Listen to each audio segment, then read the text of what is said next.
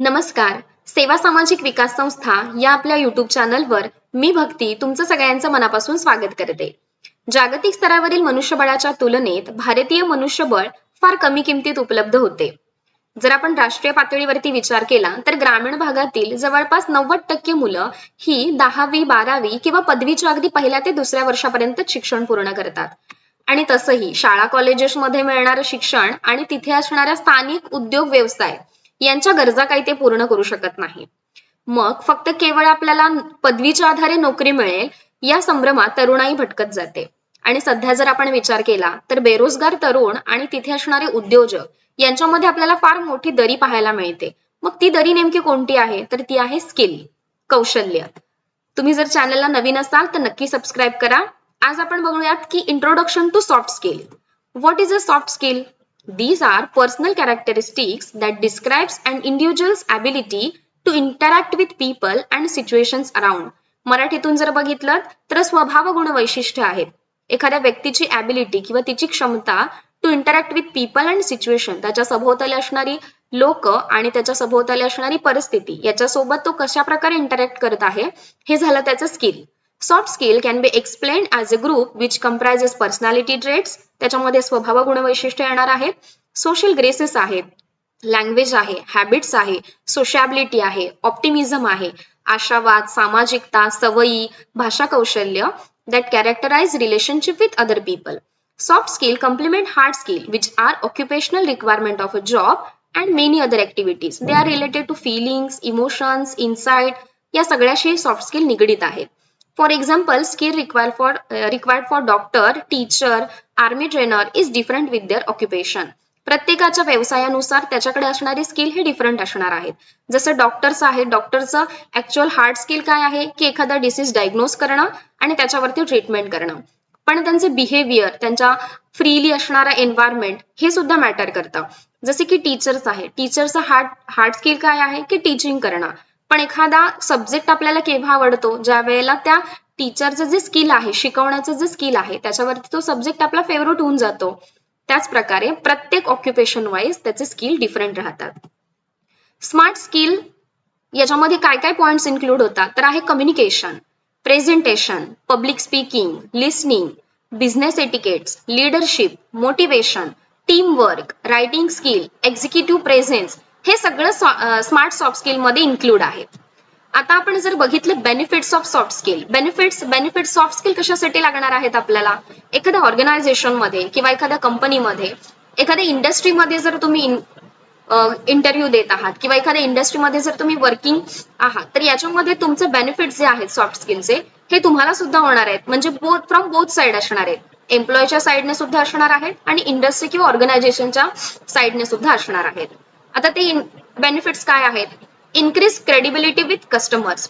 तुमचे जे कस्टमर्स आहेत त्यांच्यासोबत तुम्ही कशा प्रकारे बिहेव करत आहात किंवा कशा प्रकारे कम्युनिकेट करत आहात हे तुम्ही स्वतःला रिप्रेझेंट न करता त्या इंडस्ट्रीला किंवा त्या कंपनीला तुम्ही रिप्रेझेंट करत असता. त्याच्यामुळे क्रेडिबिलिटी विथ कस्टमर्स ही तुमच्या सॉफ्ट स्किलवरती पूर्णपणे डिपेंड राहते. Increase customer satisfaction. एखाद्या कस्टमरची क्वेरी किंवा डाऊट तुम्ही किती डीपली जाऊन सॉल्व्ह करत आहात याच्यावरती कस्टमर हॅपी असेल का अनहॅपी असेल हे डिपेंड राहतं. मोर प्रोडक्टिव्ह एम्प्लॉईज. जर सॉफ्ट स्किल ट्रेनिंग अशा प्रकारे ऑर्गनायझेशन किंवा एखाद्या इंडस्ट्रीमध्ये ऑर्गनाइज करत असतील तर त्याच्यामध्ये मोर प्रोडक्टिव्ह एम्प्लॉईज आपल्याला मिळू शकतात. Outsource the competition. स्पर्धा बाहेरील सेवा तुम्ही करू शकाल जर तुमच्याकडे सॉफ्ट स्किल ॲक्वायर्ड असतील. Recognition from the industry, employer and piers.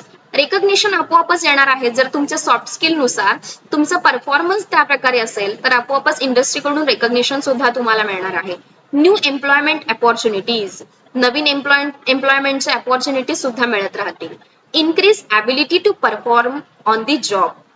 Actually ability, performance हे सगळं तुमच्या सॉफ्ट स्किल वरती एकामागोमाग एक मिळतच जाणार आहे. त्यानंतर कंपोनंट्स. जसं मी म्हटलं की सॉफ्ट स्किल तर आहेत पण नेमकं त्याच्यामध्ये कोणकोणते आहेत तर ते आपण बघू. अडॅप्टिबिलिटी, मराठीतून जर बघितलं अनुकूलता. Manage changes. एखाद्या गोष्टीमध्ये होणारे चेंजेस जर तुम्ही मॅनेज करताय किंवा एखादे एन्व्हायरमेंट तुम्ही चेंज होणारं मॅनेज करताय किंवा अडॅप्ट करू शकताय तर ती आहे तुमची अनुकूलता.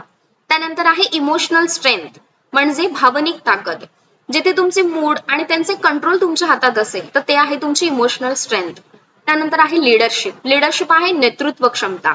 एखाद्या गोष्टीमध्ये तुम्हाला तिथे लिडरशिप करून त्या गोष्टी साध्य करायच्या असतील तर तेही तुमच्या सॉफ्ट स्किलमध्ये इन्क्लूड राहतं. Team building. टीम बिल्डिंग काय आहे? संघवृत्ती. संघवृत्ती म्हणजे हे काम फक्त माझे एकट्याचं नसून आमच्या पूर्ण टीमचं आहे किंवा आमच्या पूर्ण संघाचं आहे. ही जी वृत्ती तुमच्यामध्ये येणार आहे त्याला म्हणतात टीम बिल्डिंग. डिसिजन मेकिंग म्हणजेच निर्णय क्षमता. निर्णय क्षमता काय आहे?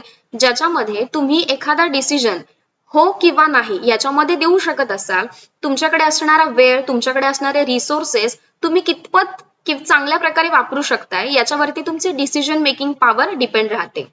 इंटरपर्सनल कम्युनिकेशन, आंतरवैयक्तिक सुसंवाद. इथे मी सुसंवाद म्हणेन कारण इंटरपर्सनल तुमच्या सोबतचे असणारे कोऑपरेट्स असतील त्यांच्यासोबतचं तुमचं कम्युनिकेशन कशा प्रकारे आहे हे तुमचं ते सॉफ्ट स्किल दाखवून देणार आहे.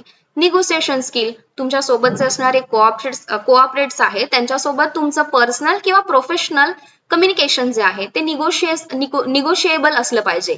यालाच म्हणतो आपण negotiation skill. Work readiness. Work readiness involves you having what employers call the right attitude. याच्यामध्ये काय इन्क्लूड होतं तर एज्युकेशन मॅटर करेल, स्किल्स मॅटर करतील, सर्टिफिकेशन मॅटर करतील, तुमचं करिअर गोल मॅटर करेल. Work readiness with positive attitude, alarm attitude to the owner. Work readiness कधी आपण सांगू शकतो? ज्या वेळेला तुमचं ॲटिट्यूड पॉझिटिव्ह असेल तुमच्या ओनर बद्दल, तुमच्या कंपनीबद्दल, तुमच्या इंडस्ट्रीबद्दल किंवा तुमच्या ऑर्गनायझेशन बद्दल. यानंतर तुम्हाला त्या कामामध्ये इंटरेस्ट येईल. Interest at work. Personal presentation. तुमचं कम्युनिकेशन चांगलं असेल, तुमचं प्रेझेंटेशन चांगलं असेल तर तुमचं पर्सनल प्रेझेंटेशन आपोआप चांगलं होणार आहे. Communicate in an adult working environment with the support of cooperates. तुमचं कम्युनिकेशन, तुमचं जे एन्व्हायरमेंट आहे त्या एन्व्हायरमेंटमध्ये तुमचं कम्युनिकेशन फिजिबल आहे का किंवा रिलायबल आहे का हे सुद्धा तुमच्या सॉफ्ट स्किल मधनं तुम्हाला कळणार आहे. Reliability and punctuality in work places. Reliability म्हणजे याच्यामध्ये तुम्ही किती पंक्च्युअल आहात, किती रिलायबल आहात हे तुमच्या वर्कप्लेसमध्ये तुमच्या सॉफ्ट स्किल नुसार दिसून येतं. Confidence to ask questions to clarify instruction. जसं मी म्हटलं टीम बिल्डिंग जसं इम्पॉर्टंट आहे तसं कोणताही क्वेश्चन्स मग तो तुमचा असेल किंवा तुमच्या टीमचं असेल, एखादं मत असेल तेही तुम्हाला अगदी व्यवस्थितपणे कॉन्फिडेंटली शेअर करता येतं किंवा मांडता येतं समोरच्या किंवा आपल्या उच्च पदाच्या व्यक्तींसमोर. याच्यासाठी तुमचे सॉफ्ट स्किल गरजेचे आहे.